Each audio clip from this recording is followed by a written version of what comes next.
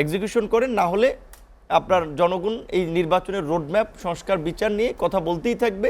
সরকারের প্রতি রাজনৈতিক দলগুলোর সাথে সুনির্দিষ্ট একটা মাস বা দিন তারিখ ঘোষণা না হলে এই ডিস্টেন্সটা কাটবে না। এবং দেশেরও স্বাধীনতা সার্বভৌমত্ব নিয়ে যে পরিস্থিতি তৈরি হয়েছে, আপনি নিশ্চয়ই অবগত আছেন, আসামের মুখ্যমন্ত্রী হিমন্ত শর্মা পরিষ্কারভাবেই হুমকি দিয়েছে যে বাংলাদেশে দুইটা চিকেন নেক আছে, প্রয়োজনে চট্টগ্রামকে আলাদা করে ফেলা হবে এবং রংপুর অঞ্চলকে। এবং চট্টগ্রামের এই পাহাড়ি অঞ্চলে তো একেবারে দেশ স্বাধীনের পরপর ৭২ থেকেই আপনার বিচ্ছিন্নতাবাদীদেরকে অস্ত্র দিয়ে, অর্থ দিয়ে, প্রশিক্ষণ দিয়ে সহযোগিতা করছে ভারত, কারণ বাংলাদেশের সাথে একটা গেম খেলার জন্য এটা সব শুরু থেকেই খেলে আসছে। সো এই রকমের একটা পরিস্থিতিতে এখন যদি ধরেন আপনার ওই দিকে ওরা অ্যাটাক শুরু করে, সেখানে যদি প্রতিরোধ করতে হয়, প্রতিরোধকে পুলিশ আনসার দিয়ে আপনি করবেন, না ডিবি দিয়ে করবেন, না বিজেপি দিয়ে, আর্মি নামাইতে হবে। কিন্তু তাহলে আর্মির সাথে যদি সরকার আন্ডারস্ট্যান্ডিং না থাকে, আর্মি কি মুভ করবে এই অবস্থায়? আর্মি তো বারবার বলছে যে আমরা স্বাধীনতা, সার্বভৌমত্ব, সীমান্তের প্রশ্নে বিন্দুমাত্র কম্প্রোমাইজ করব না। এই লক্ষণগুলো কিন্তু ভিতর থেকে, বাইরে থেকে দেখা যাচ্ছে না, বাট ভিতরে অনেক জটিল পরিস্থিতি তৈরি হচ্ছে। এমনকি সীমান্তেও সেই বাস্তবতায় সামরিক বাহিনীও মনে করেছে যে একটা রাজনৈতিক সরকার না হলে এই পরিস্থিতিটা নিয়ন্ত্রণ আসবে। এই জন্য তারাও কিন্তু নির্বাচনের প্রশ্নে কথা বলেছে এবং আজকে বলেছে যে সেনাবাহিনী দিয়ে আপনি মশা মারতে যাবেন, আপনি কোরবানির ময়লা আবর্জনা পরিষ্কার করতে যাবেন, এইটা একটা প্রশিক্ষিত ডিফেন্স বাহিনীর কাজ না। সেনাবাহিনী কিন্তু পরিষ্কার বলেছে যে সেনাবাহিনী এই কাজে যুক্ত হবে না। তো এই বাস্তবতায় আমরা প্রধান উপদেষ্টার কাছ থেকে জাতির উদ্দেশ্যে একটা ভাষণ বলেন, যেহেতু একটা জটিল পরিস্থিতি তো তৈরি হয়েছে, সেখানে একটা দিক নির্দেশনা আমরা আশা করেছিলাম, তো আমরা তো সেটা পাইলাম না। আজকে তো বোধহয় উনি চলে গেছেন দেশের বাইরে 4 দিনের জন্য। তো সেই ক্ষেত্রে বিএনপি হতাশ হয়েছে এবং যেই কারণে আমিও বলছি যে একটা বৃহৎ রাজনৈতিক দল, এইটা আমরা বলি আর না বলি, ইলেকশন দিলে জনসংখ্যা, সাংগঠনিক সক্ষমতা, তারা এই সরকার গঠন করবে। তো কাজে তারা যখন হতাশা ব্যক্ত করে, সন্দেহ সংশয়ের কথা পাবলিকলি বলে, তার মানে বুঝতে হবে something is cooking behind the scene. সেই জায়গাতে আমি মনে করি সংকটটা কাটে নাই, এখন ঘনীভূত হওয়ার দিকে যাচ্ছে। অনেকগুলো কথার মাঝে এটাও বলেছিলাম যে স্যার, আপনাকে তো এই 8 অগস্ট দায়িত্ব নেওয়ার সময় অল পার্টি সমর্থন দিয়েছিল এবং বাংলাদেশের ইতিহাসে বোধহয় এরকম আর কোনো গভর্নমেন্ট, বাম ডান, রাজনৈতিক অরাজনৈতিক ব্যক্তি প্রতিষ্ঠানদের সমর্থনটা পায় নাই। আপনি একটা নিরপেক্ষ জরিপ করে দেখেন যে ওই সমর্থনটার এখন কী অবস্থা। আর বাজারে একটা কথা বলা হয়ে থাকে, ওইটাই বললাম যে আমি নিজেরটা জোন্ডা দিয়ে বললাম যে আপনারা এই ছাত্র আন্দোলনের কতিপয় নেতৃবৃন্দ যে দলটা গঠন করেছে, এখানে আপনারা প্যাট্রোনাইজ করতেছেন। তো সেই ক্ষেত্রে 2 জন যে ছাত্র নেতা উপদেষ্টা আছে, তাদেরকে রিজাইন করা দরকার সরকার নিরপেক্ষতার প্রশ্নে। ওয়ালটন আবারও মিলিয়নিয়ার অফারে ওয়ালটন ফ্রিজ কিনে আপনিও হয়ে যেতে পারেন মিলিয়নিয়ার। তো এই সমস্ত বিষয়গুলোতে যেটা বিএনপি বলল যে আমরা মিটিং হইল কিন্তু পদক্ষেপ তো দেখি নাই। এখন ধরেন এইখানে যতই বলা হোক এর আন্দোলনকারীর প্রতিনিধি এসে, এগুলো বোগাস, পাবলিক এত বোধায় না। পাবলিক তো বুঝে এগুলো যে আসলে আপনার যে এনসিপি যদিও নতুন দল, স্বাভাবিক একটা রাজনৈতিক দল প্রতিষ্ঠিত হয়ে নির্বাচনে ফাইট করতে, ওইটা মিনিমাম 1 যুগের সাধনা।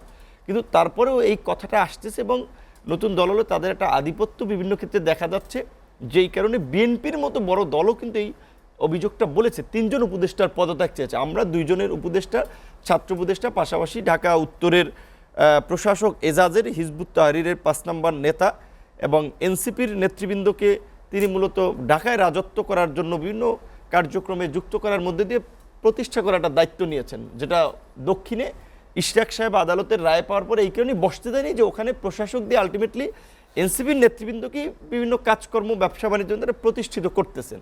তো এখন এইটা তো অন্য দল সমর্থন করবে না, তাহলে এই বিষয়ে সরকার পদক্ষেপ দেখি নেই। আমরা আমার কথা বাদ দিলাম, যে সমস্ত দল নির্বাচনের দিন তারিখ চাচ্ছে ওইখানে স্পষ্টতা নাই।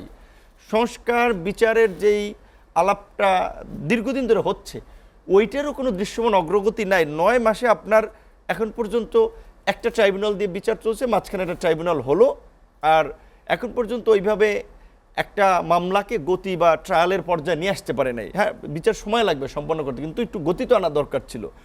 9 মাসে 9,000, এই 28 অক্টোবরের পরে আমি আপনার এই প্রোগ্রামে বলেছিলাম যে নির্বাচন করার জন্য সরকার বিরোধী দলের 32,000 নেতাকর্মীকে জেলে ঢুকেছে, ইনক্লুডিং মির্জা ফখরুল। আর সেখানে আওয়ামী লীগের 9 মাসে 9,000 নেতাকর্মীকে গ্রেপ্তার করতে পারে, বরঞ্চ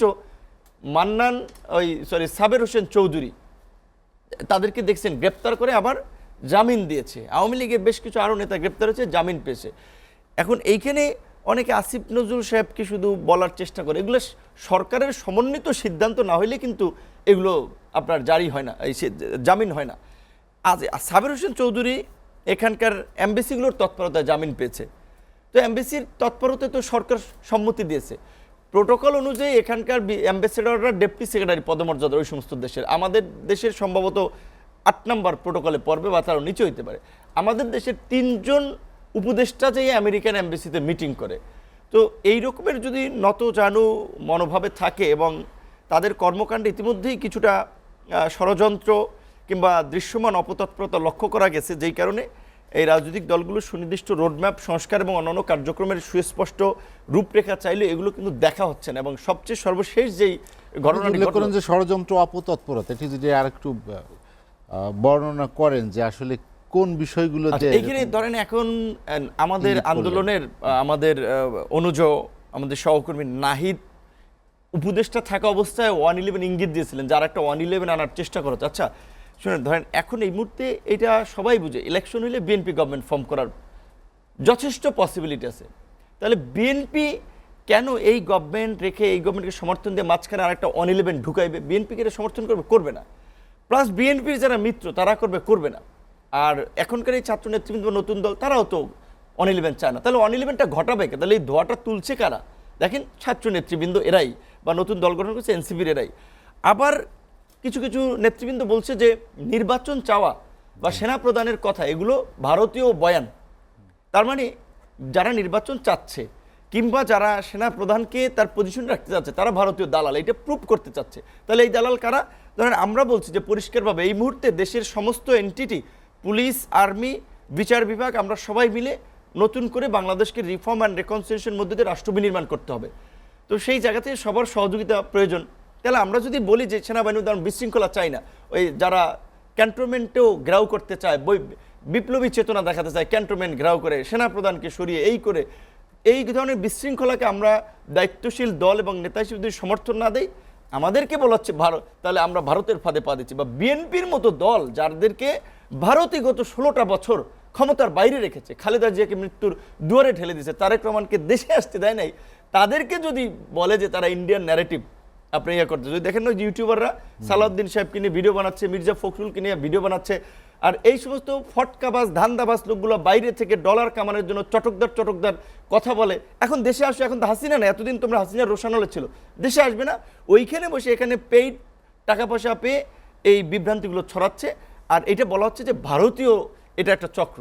প্রকৃত অর্থে এখনকার আমি মনে করি ইনক্লুডিং ছাত্রসহ রাজনৈতিক দল সবাই বাংলাদেশের পক্ষের শক্তি, গণ অভ্যুত্থানের পক্ষের শক্তি, গণতন্ত্রের পক্ষের শক্তি।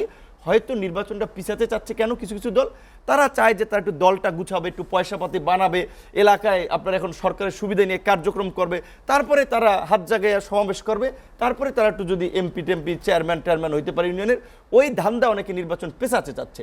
কিন্তু এইটা ব্যক্তির সুবিধা বা কোনো দলের সুবিধা দিতে যে দেশের যে বড় ধরনের ক্ষতি হবে, দেশের স্বাধীনতা সার্বভৌমত্ব যে বিপন্ন হবে, আমরা উচ্চারণ করতে চাই না। আজকে যদি ধরেন আপনার ওই চট্টগ্রাম কিংবা ওই রংপুরের কিছু অঞ্চল যদি ভারত দখল করে নেয়, আপনি কি করবেন? আপনার পাকিস্তানের মতো পারমাণবিক শক্তি আছে, 140 কোটি মানুষের বিরুদ্ধে আপনি কি দিয়ে যুদ্ধ করবেন? আমরা বলছি ভারতীয় আগ্রাসন আধিপত্যবাদের বিরুদ্ধে লড়াইটা আমরাই করেছি এই দেশে। আমার সাথে ছবি থাকার কারণে চলচ্চিত্রের অভিনেত্রী বাদন ইন্ডিয়ান ভিসা পায় নাই।